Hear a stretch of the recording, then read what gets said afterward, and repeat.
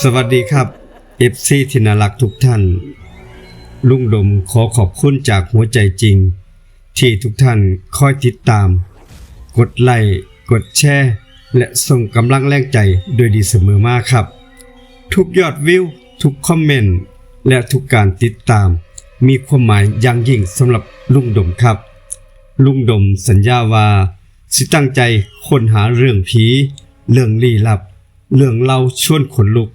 และเรื่องที่เป็นตำนานต่างๆมาเล่าให้กับทุกท่านได้ฟังกันอย่างต่อเนื่อง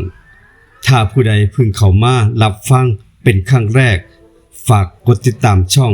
ลุงดมเล่าเรื่องผีไว้นำในเด้อครับและอย่าลืมชวนคนอื่นๆมาฟังเรื่องร้อนๆไปน้ำกันเพราะกำลังใจทุกจากการกดไลค์กดแชร์คือกำลังใจที่สำคัญ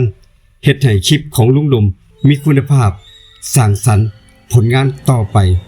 สุดท้ายนี้ขอให้ทุกท่านมีความสุขสุขภาพแข็งแรงเดินทางปลอดภัย